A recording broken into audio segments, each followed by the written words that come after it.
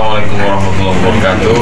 Buat sahabat-sahabat Bikers Sumber Pekanbaru, semangat terus, jangan tinggal sholat berjamaah. Anak muda tidak mesti meninggalkan masa mudanya, tapi ingat akan diminta tanggung jawab di hadapan Allah Subhanahu wa Ta'ala. Jaga persatuan, berjamaah, insya Allah istiqomah, husnul khotimah. Sukses selalu. Assalamualaikum warahmatullahi wabarakatuh. Waalaikumsalam.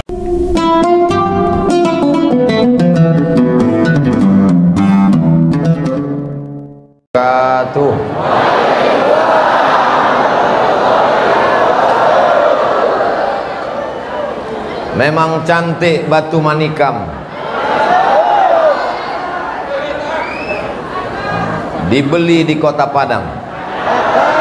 Dari bunyi sambutan salam, kelihatannya belum makan siang. Apa kabar semua Bapak Ibu? Sehat? Semua yang hadir ini umurnya panjang. Yang ngomong bukan saya, Nabi Muhammad SAW. Salatul jamaati, salat berjamaah, tafdulu salatal fadhi, lebih utama daripada salat sendirian. Bisab'in wa ashrina darajah, 27 derajat. Maka yang salat sendirian di rumah dapat 1, tapi salat tadi berjamaah 27, maka umurnya lebih panjang. Betul? Yang hadir pengajian ini rezekinya berlimpah. Yang ngomong bukan saya. Kata Nabi Muhammad sallallahu alaihi, man ahabba yubsata lahu fi rizqihi, siapa yang mau lapang murah rezekinya, wa yunsa'alahu fi atharihi, mau panjang umurnya, falyasil rahimahu, maka sering-seringlah menyambung tali silaturahim. Ini kita bukan sekedar ngaji, tapi nyambung tali silaturahim. Yang saya bingung, kalau begini orangnya gimana sholat zuhurnya? Alhamdulillah. Bapak Ibu mau nggak punya anak yang sukses S1, S2, S3? Rumahnya megah, mewah, cantik dan besar. Mobilnya 1, 2 dan 3 mahal-mahal, merek luar negeri dan cash semua. Tapi nggak bisa baca Quran. Buta huruf Al-Quran 64%. Percaya tidak percaya, tapi itu tidak akan terjadi di perumahan Wanasari. Betul? Kenapa? Karena saya baru saja mampir tadi di rumah Ahlul Quran.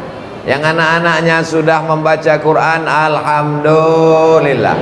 Yang belum membaca Al-Quran, belum bisa baca Quran, mudah-mudahan setelah tabligh akbar ini orang tuanya makin semangat untuk mendaftarkan ke sekolah-sekolah tahfiz Quran. Amin. Yang jadi masalah, anaknya sudah bisa baca Quran, bapaknya nggak bisa baca Quran. Maka bapaknya pun jangan malu, karena dalam Islam diajarkan utlubil ilma, tuntut ilmu minal mahdi ilal. Tidak ada batasan umur untuk belajar sampai hari kiamat. Yang sudah tua jangan bosan. Tidak ada batasan. S1 24 tahun, S2 27 tahun, S3 30 tahun. Itu sistem belajar di barat. Adapun di Islam, sampai di liang lahat pun orang masih diajarkan. Betul? Betul dari mana? Orang mati masuk liang lahat kan dibacakan talqin. Bapak Ibu di sini kalau meninggal masih dibacakan talqin? Dibacakan talqin. Kalau nanti datang malaikat mungkar nakir bertanya kepadamu, man rabbuka, siapa Tuhanmu? Katakan Allah. Man nabiyuka, siapa nabimu? Katakan Nabi Muhammad sallallahu alaihi wasallam. Apa minumannya? Santri. Di mana-mana Ustaz Somad kalau tausiah itu merek minumannya dicopot karena nggak boleh iklan gratis. Tapi hari ini sengaja diiklankan. Belilah minuman air santri. Produk sendiri, uangnya dipakai untuk pondok pesantren saudara-saudara kita. Janji setiap acara minum air santri. Kelihatannya takut, khawatir. Janji setiap acara minum air santri. Ingat, janjinya dalam masjid, jangan ada dusta di antara kita. Oh, Ustaz Somad jualan air. Saya tidak ada hubungan dengan air santri. Saya tidak ada keuntungan 1 rupiah pun. Tapi ini saya tahu dari pesantren Sidogiri, Jawa Timur, dipakai oleh orang-orang yang soleh. Airnya dibacakan doa para santri, keuntungannya untuk pesantren. Maka kita sudah berjihad di jalan Allah, jihad fisabilillah. Ke depan sorbannya diproduksi oleh saudara kita. Apalagi di Bekasi ini banyak pabrik-pabrik, betul? Pabrik peci, pabrik jubah, pabrik sajadah. Umat Islam mesti mandiri, umat Islam mesti kaya raya. Amin. Ini ada orang yang menyampaikan umat Islam itu miskin, susah, melarat, compang-camping. Dunia ini hanya membuat kita lupa dari Allah. Saya yakin ini ajaran Belanda, bukan ajaran Islam. Ini masjidnya cantik, bagus. Apa nama masjidnya? Saya tahu, cuman ngetes aja. Masjid Al-Baitul Ma'mur, lantai 2. Masya Allah, tabarakallah, kubahnya cantik, lampunya luar biasa. Ini pasti masyarakatnya kaya-kaya dan banyak uang. Apakah ada orang mati bawa rumah? Saya tanya sekali lagi, apakah ada orang mati bawa rumah? Enggak ada? Ada. Rumahnya diwakafkan untuk rumah Quran. Apakah ada orang mati bawa mobil? Ada. Rumahnya diwakafkan, mobilnya diwakafkan untuk mobil ambulan. Kami di Pekanbaru Riau, Yayasan Tabung Wakaf Umat, ada namanya wakaf mobil ambulan, gratis. Syaratnya 2, sakit mati. Jadi kalau ada orang rumahnya banyak, bagus apa enggak bagus? Bagus. Tapi salah satunya diwakafkan untuk rumah Quran. Amin. Kalau ada orang mobilnya banyak, bagus apa enggak bagus? Bagus. Tapi salah satunya wakafkan untuk ambulan. Saya dapat kiriman video, ada orang yang bapaknya meninggal, nggak punya uang untuk sewa ambulan, diikat pakai ojek, dibawa ke liang lahat. Bapak ibu yang belum dapat kiriman, nanti saya kirim. Betapa menyedihkan, mengenaskan, menyakitkan. Tapi kalau kita punya harta, bisa kita tolong agama Allah. Uang yang dicari, ma'akalta, yang kau makan busuk. 1 kali makan, makan pagi, makan siang, makan malam. 1 hari 3 kali makan, 2,5 ons. 1 bulan 7,5 kilo. 1 tahun 100 kilo. Saya Abdul Somad, biarpun kurus begini, sudah membusukkan 4 ton 500 kilo. Umur saya 45 tahun, walaupun kelihatannya seperti 25. 4 ton 500 kilo busuk. Tapi kalau kotoran ayam, kotoran kambing disiramkan ke tanaman, subur, indah, menghijau. Tapi kalau yang 4 ton 500 kilo tadi disiramkan ke cabai, kuning, layu, mati langsung. Yang kau makan busuk. Wa malabista fa'ablaita, yang kau pakai lapuk, peci lapuk, batik lapuk, sorban lapuk, celana lapuk. Wa mata saddaqta fa amdaita, yang kau wakafkan, itulah yang akan menolong agama Allah Subhanahu wa taala. Mudah-mudahan yang hadir ini orang-orangnya diberikan Allah kekayaan melimpah ruah. Kalau ada yang mobilnya mewah mahal, tapi justru dengan mobil itu dia lupa sholat berjamaah, angkuh dan sombong buat maksiat, itu mobilnya bukan rahmat, tapi mobilnya lah.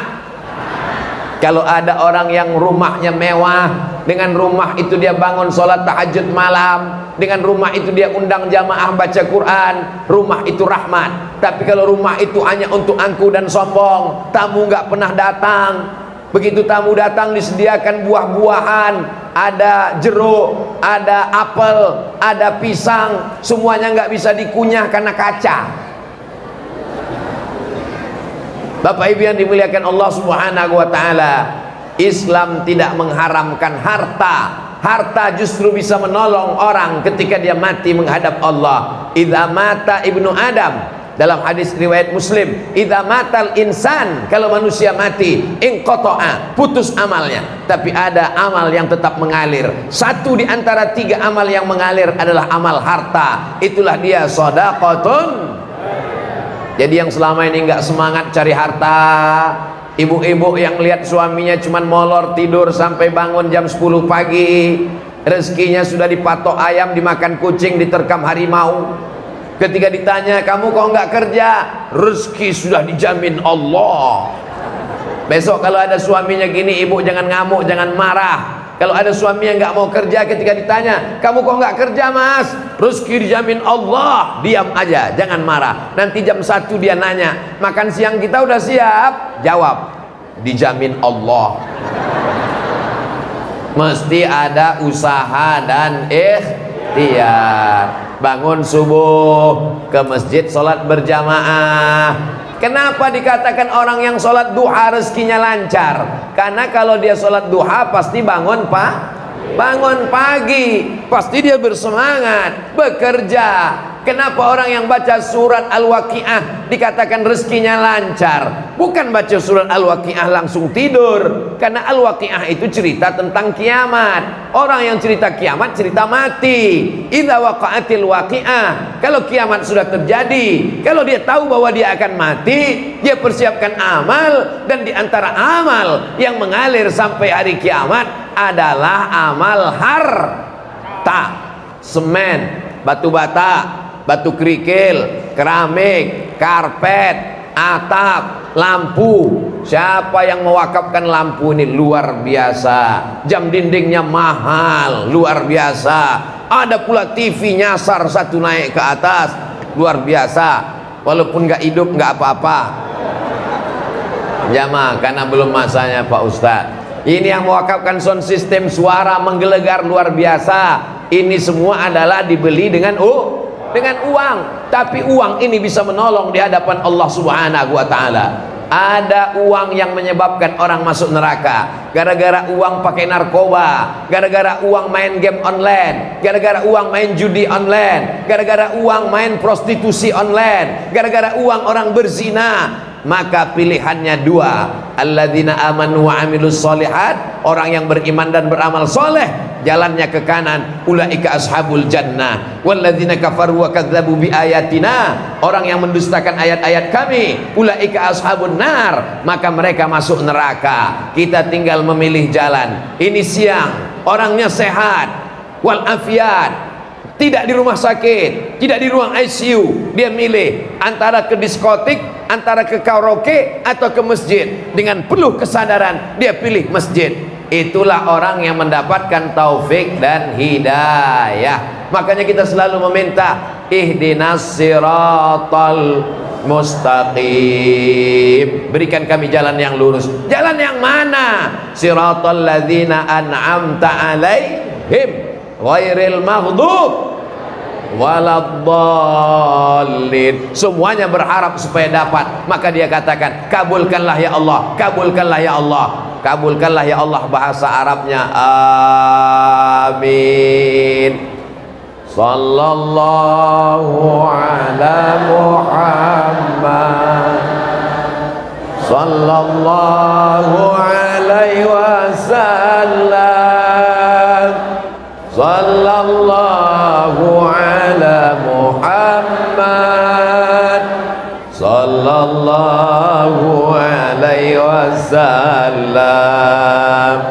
Ya Nabi salam alaika, ya Rasul salam alaika, ya Habibi salam alaika, salawatullah alaika. Kalau Tuhan mau makan rambai, jangan dimakan di waktu siang. Mohon jamaah jangan melambai, nanti isi pengajiannya bisa hilang. Loh, Ustadz sendiri ngelambai, ngangkat tangan. Ada anak-anak kecil tadi. Anak kecil nih kalau dia melambai dia mesti dijawab. Itu berkesan untuk hidup dia. Sekarang dia masih kelas 1, kelas 2 SD. 10 tahun lagi nanti dia akan kuliah. 20 tahun lagi dia akan jadi kepala dinas, bupati, wali kota, gubernur, anggota DPR RD. Kita ini masa lalu. Yang masa depan itu kamu, guys. Abdul Somad ini masa lalu, sudah mentok. Kalau mau sekolah udah nggak ada sekolahnya lagi. Semua titel udah ditulis semua di sini. Tinggal satu yang belum, almarhum. Masa depan adalah anak-anak kita. Ajak dia sholat berjamaah. Anak-anak nggak bisa diperintah, nggak bisa disuruh. Sholat. Bapak nggak sholat, bapak udah dewasa. Nggak bisa. Maka bapak mesti ajak tangan anaknya ke masjid. Sudah sampai masjid anak-anak ribut, ditugaskan ada satu di belakang untuk ngawal. Anak-anak jangan diusir. Saya kalau ngelihat anak-anak ini naik darah tinggi, saya pulang. Nanti kalau anak-anak pulang, siapa yang akan memakmurkan masjid ini? Betul? Ini masjid ramai hiruk pikuk. Kenapa? Karena banyak suara anak kecil lari-lari, lompat-lompat, teriak-teriak. Saya belum pernah marah karena anak-anak nangis, karena anak-anak teriak, belum pernah. Kenapa? Karena kalau masjid masih banyak anak-anak, maka Masjid Al-Baitul Ma'mur 50 tahun akan datang masih tetap ramai sholat berjamaah. Tapi kalau masjidnya itu tenang, sepi, isinya cuman orang yang udah mau meninggal dunia, dikhawatirkan bisa jadi dia berubah jadi museum, bisa jadi dia berubah menjadi cagar budaya. Apakah yang dikatakan Abdul Somad ini ngawur? Apakah yang dibicarakan Abdul Somad ini betul atau salah? Pergilah ke Andalusia. Di Andalusia ada sekarang masjid, tapi nggak ada azan, nggak ada subuh, nggak ada zuhur, nggak ada asar, nggak ada maghrib, nggak ada isya, nggak ada tahajud, nggak ada witir, nggak ada tarawih. Andalusia itu di mana, Pak Ustadz? Kalau saya sebut Andalusia banyak yang bingung. Tapi kalau saya sebut Real Madrid, Barcelona, oh, Andalusia adalah Spanyol. Islam pernah berkuasa. Imam Qurtubi dari Spanyol, Imam Abul Abbas Al-Mursi dari Spanyol, Imam Ibnu Arabi dari Spanyol. 700 tahun Islam berkuasa di Spanyol. Tapi hari ini apa yang terjadi? Forbidden for praying. Tidak boleh sholat di dalam masjid karena sudah menjadi cagar budaya. Akhirnya datang seorang turis umat Islam, masuk dia ke masjid, menetes air matanya, dia sedih, dia azan di dalam cagar budaya. Allahu Akbar, Allahu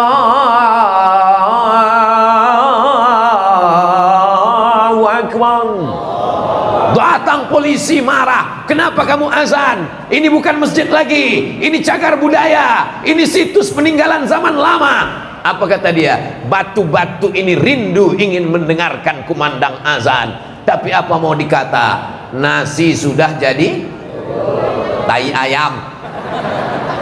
Masjid udah nggak bisa sholat, masjid udah cagar budaya, masjid nggak bisa azan, masjid nggak bisa beribadah. Bapak ibu masih cerita bubur ayam lagi. Masjid kita akan tetap kekal abadi sampai hari kiamat.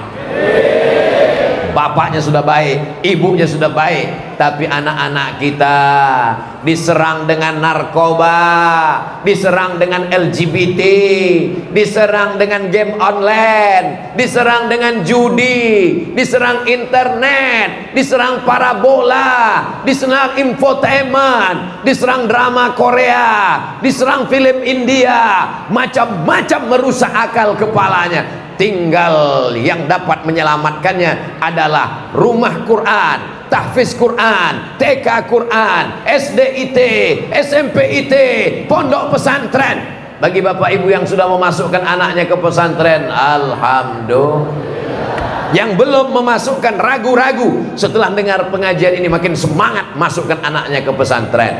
Yang sudah dikasih tahu nggak mau juga. Inna Subhanallah walhamdulillah wala ilaha illallah wallahu akbar wala haula wala quwwata illa billahil aliyyil azim.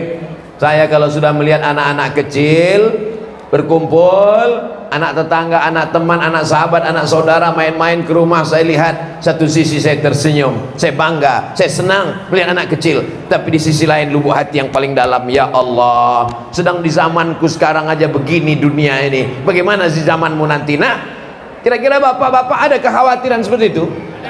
Ibu-ibu ada kekhawatiran? Ternyata saya tidak salah duga, saya sedang berhadapan dengan wajah-wajah yang penuh kekhawatiran. Tapi khawatir kita insya Allah berpahala. Karena khawatir kita berpahala. Kenapa? Karena khawatir anak kita karena ibadahnya, bukan khawatir karena takut miskin. Rezeki dijamin Allah subhanahu wa ta'ala. Nyamuk dijamin Allah rezekinya. Nyamuk makhluk yang terkecil, makhluk yang terlemah, sayapnya tidak berdaya, tapi rezekinya luar biasa. Di mana rezeki nyamuk? Di tubuh bapak-bapak dan ibu-ibu. Hebat nyamuk ini. Nyamuk ini selevel dengan Dracula. Bapak gagah, perkasa, tegap, berotot, tapi digigit. Ada raja yang sangat berkuasa, 400 tahun memimpin dunia, tidak ada yang bisa mengalahkannya di zaman Nabi Ibrahim. Namanya Namrus. Namrus matinya digigit nyamuk. Ketika dia sedang bangga angku sombong, datang nyamuk, masuk ke dalam lubang hidungnya, naik ke matanya, naik ke otaknya. Namrus memukul kepalanya, dia pukulkan ke dinding. Akhirnya dia ambil martel, palu, dia pukul, mati nyamuknya beserta dianya. Innallaha la yastahi an yadriba mathalan ma ba'udatan fama fawqaha. Allah tidak pernah malu menciptakan makhluk kecil bernama nyamuk, ataupun yang lebih kecil dari nyamuk. Ada yang lebih kecil dari nyamuk? Covid. Kalau nyamuk masih kelihatan, Covid nggak kelihatan. Tiba-tiba ada yang menggambar Covid, katanya bentuknya seperti rambutan, dilihat pakai mikroskop. Yang satu lagi mengatakan ini bukan rambutan, ini lengkeng. Ternyata dia meluluh lantakkan, menghancurkan, mematikan. Alhamdulillah dia nggak terlalu lama betah di Indonesia. Setelah 2 tahun, dari tahun 2020-2022 dia pulang. Kabarnya emaknya mau datang ke sini, namanya Omikron. Gagal, nggak tahu kenapa. Mudah-mudahan nggak usah ada lagi bala-bala malapetaka, bencana dan musibah. Yang dapat menolak musibah itu diantaranya adalah la yaruddul qada illa doa. Tidak ada yang bisa menolak takdir jelek kecuali doa. Itu semua barokah dari doa bapak ibu yang ada memakmurkan Masjid Al-Baitul Ma'mur. Anak-anak ini mengikut orang tuanya. Orang tuanya suka ngaji, anaknya ngaji. Orang tuanya pakai jilbab, anaknya ikut pakai jilbab. Orang tuanya suka pengajian baca Quran, yasinan, tahlilan, anaknya ikut. Kalau orang tuanya suka karaoke, kalau orang tuanya suka diskotik, kalau orang tuanya suka nyanyi, maka anak-anak mengikut orang tua. Maka kata Nabi SAW, ma min mauludin illa yuladu alal fitrah. Semua anak yang lahir itu dalam keadaan fitrah. Fa'abawahu, bapaknya ibunya, yuhawidanihi, membuatnya jadi Yahudi, ayunasiranihi, membuatnya jadi Nasrani, ayumajisanihi, merubahnya jadi Majusi. Itu tergantung orang tua. Alhamdulillah kita masjidnya besar, megah, mewah, cantik, ramai. Ustaz Somad, kira-kira masjid ini sudah bagus? Oh bagus sekali, ada kaligrafinya luar biasa. Jamnya sudah tepat di pintu luar supaya saya tahu pulangnya jam berapa. Ustaz Abdul Somad, nanti tausiahnya sampai jam 1. Saya dikasih tahu demikian. Jadi saya tahu waktunya. Kenapa? Ada jamnya. Kadang-kadang jamaah ini pengurus masjidnya salah, buat jam di samping. Akhirnya khotib pas khutbah, jamaah yang dimuliakan Allah. Ini udah tepat betul, sudah bagus. Ada TV-nya, cantik, mantap. Kenapa nggak dipasang di bawah? Supaya maling susah ngambil. jeruji besinya bagus, sound systemnya bagus, sehingga suara menggelegar. Kalaupun yang agak-agak kurang itu, kalau dicari, kira-kira yang kurang ini apa di masjid kita ini? Yang kurang cuman satu aja, kipas angin. Oh, udah banyak Pak Ustadz, setiap tiang ada kipas anginnya. Ini bukan salah panitia, ini jamaahnya sudah terlebih. Kalau bahasa kampung saya, over capacity. Ini sudah kelebihan jamaahnya. Bahkan sampai ada yang di luar sana, bahkan sampai ada yang di luar sana. Yang saya heran, bagaimana mereka bisa dengar tausiah di luar sana? Rupanya ada layar di sana. Masya Allah, tabarakallah. Mohon maaf saudaraku, saya sempat suuzon. Masya Allah, tabarakallah.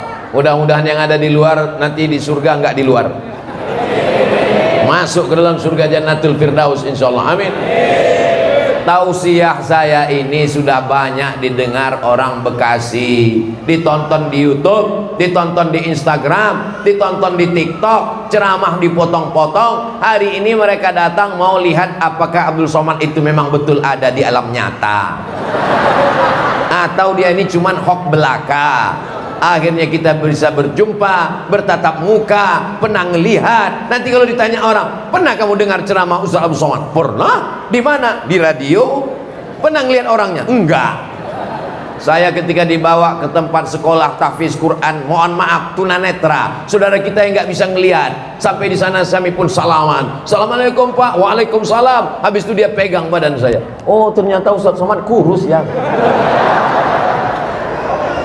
Saya tanya, kenapa Bapak ngomong gitu? Kami nggak pernah ngelihat Ustadz, karena kami rezeki kami diambil Allah Ta'ala.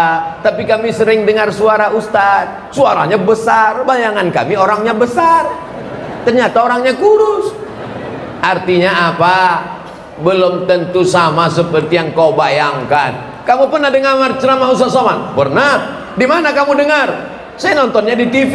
Pernah langsung belum? Belum pernah. Hari ini ketemu langsung. Gimana kesannya? Ternyata yang di TV itu wajahnya hitam.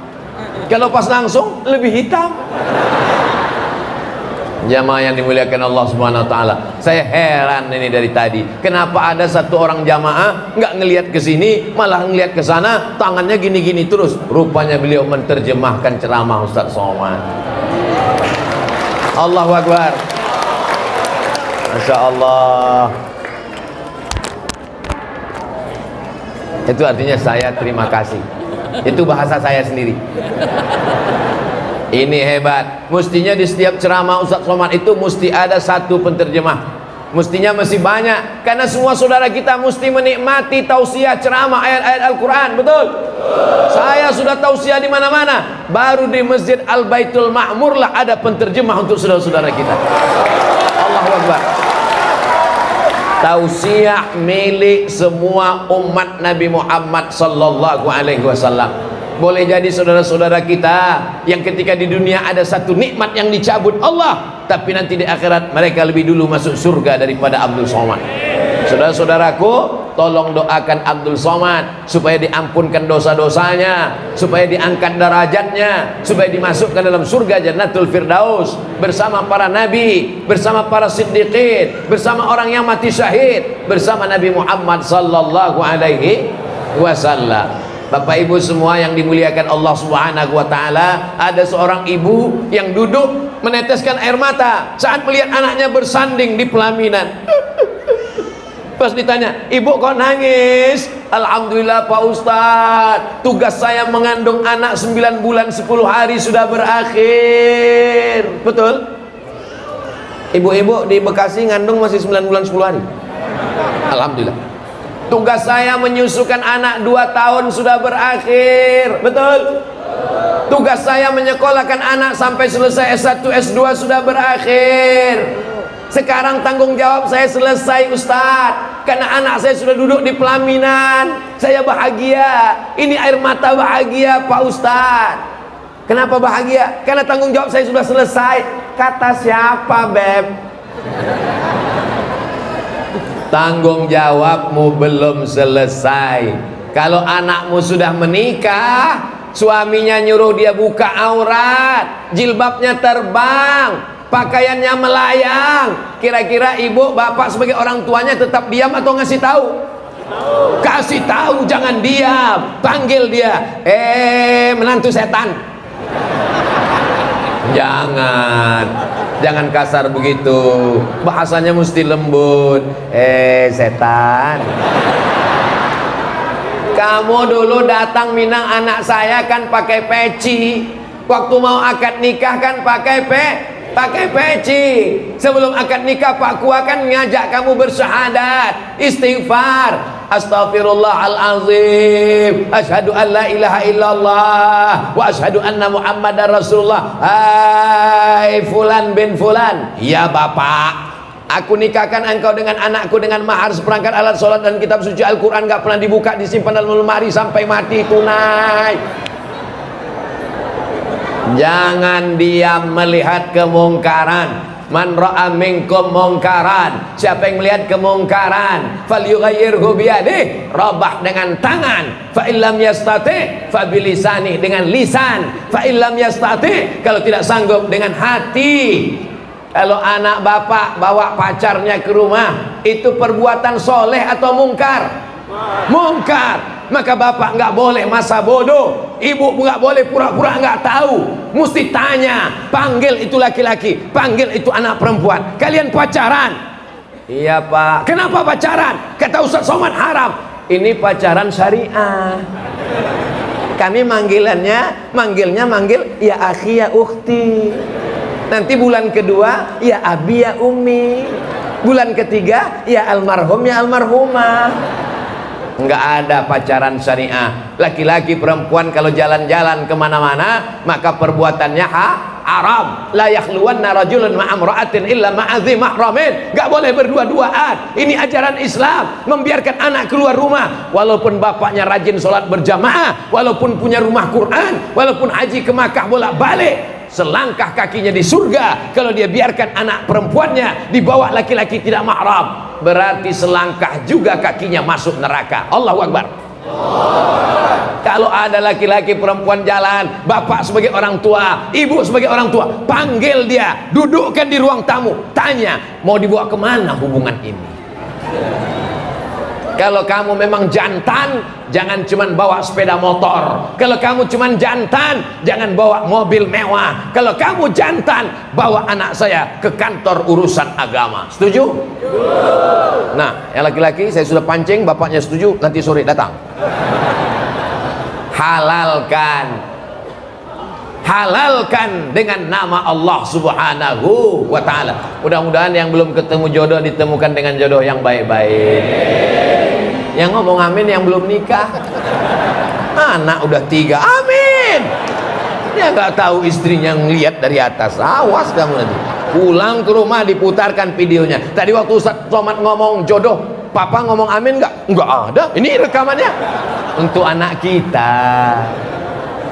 Jadi kalau ada yang sudah menikah, sudah punya anak, ini ngomong amin, itu sebenarnya untuk anak-anaknya, betul? Itu cara saya menyelamatkan kalian, Pak.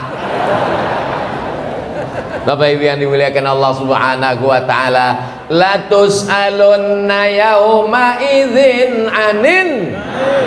Semua nikmat akan ditanya Allah. Nikmat mata, sudahkah kau pakai mata untuk menangis di tengah malam baca Quran? Sudah. Nikmat telinga, sudahkah kau pakai telinga untuk mendengar tausiah ceramah Ustaz Abdul Somad? Jamaah Al-Baitul Ma'mur menjawab, telinga kami sudah kami pakai mendengar ceramah Ustaz Somad sampai budek.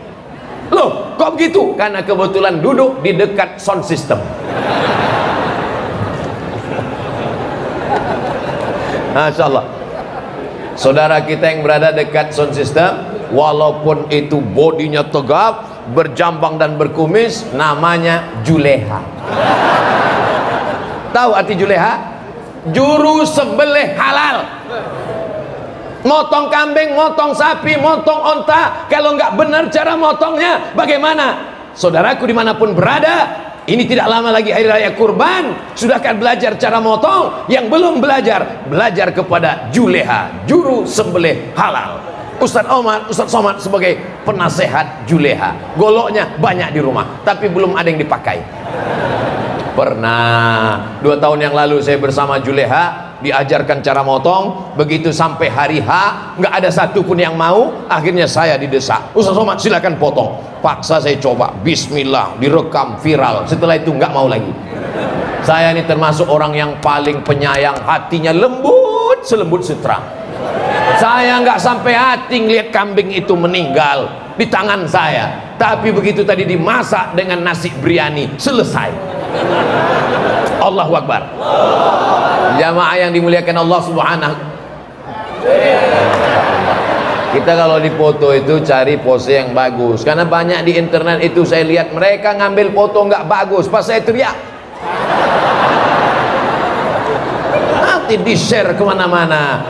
Tapi foto yang di Al-Baitul Ma'mur mantap, begitu nanti di share mereka ngelihat di internet, ini di mana nih foto Ustaz Somad sedang ceramah kok bisa gini? Ini di Al-Baitul Ma'mur. Siapa yang ambil fotonya? Silakan ambil foto bersama fotografer kita, hubungi nomor kontak berikut ini. Boleh dipotong, masukkan ke Instagram untuk iklan gratis. Adapun royalti nanti kita bicarakan. Jamaah yang dimuliakan Allah Subhanahu wa taala, sudahkah kau pikirkan, afala ta'qilun, bahwa kau akan calon bupati belum tentu jadi bupati, calon wali kota belum tentu dilantik, calon presiden belum tentu jadi, tapi kalau mati pasti kita akan mati menghadap Allah Subhanahu wa taala. Istri, suami, belayan hidup, belahan jiwa, manusia dicinta. Tapi ketika bapak meninggal dunia, mohon maaf, ibu-ibu mau ikut?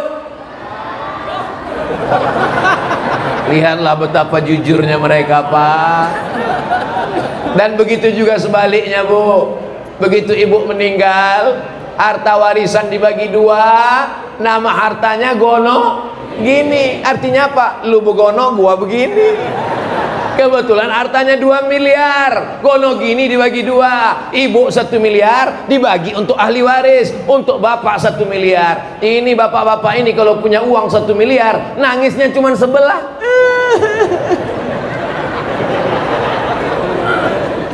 Oh, dasar Ustadz Somad, Ustadz provokator. Saya bukan provokator, saya ini provokator amal soleh, bukan Somad.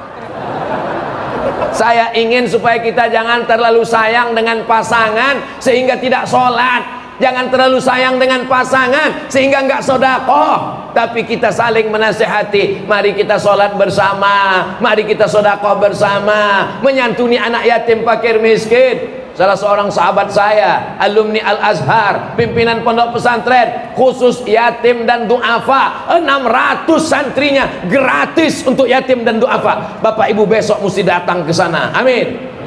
Assalamualaikum Pak Kiai. Waalaikumsalam. Berapa anak yatim di sini? Ada 600 orang. Saya mau kasih mereka makan. Bagus. Berapa orang? 3 orang aja. Sesuai dengan kemampuan kita masing-masing.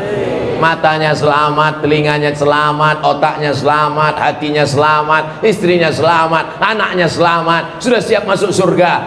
Tapi dia masih egois. Kenapa? Karena tetangga dekat rumahnya belum pakai hijab, tetangganya belum sholat berjamaah. Ini orang egois. Orang Islam tidak mau masuk surga sendirian. Betul? Kira-kira Bapak Ibu kalau masuk surga Ustaz Abdul Somad nggak ada di dalam, mau apa enggak? Ternyata mau semua. Orang Islam jamaah Masjid Al-Baitul Ma'mur setelah sampai di surga, dia akan nanya sama malaikat, jamaah kami mana, imam kami mana, khotib kami mana, saudara kami mana? Karena mereka ingin bersama-sama dalam surga Jannatul Firdaus. Jadi kalau ada nanti yang nanya, kamu kok nggak sholat, kamu kok nggak puasa, kamu kok nggak sholat, kamu kok nggak zakat, itu dia bukan resek. Jangan sampai ada orang, jangan urus-urus sholat saya, urus saja surgamu, jangan kau urus nerakaku, karena nerakaku bukan surgamu. Ditulis lagi di baju kaos, urus surgamu, jangan urus nerakaku. Ini orang nggak ngerti ajaran Islam. Orang Islam itu adalah amar ma'ruf nahi munkar. Kita tidak selamanya bisa bersama. karena ada waktu yang memisahkan kita. Ajal akan tiba, malaikat maut mencabut nyawa, dan kita akan berpisah. Bapak di dunia, saya pindah ke alam barzah. Begitu juga dengan pertemuan kita.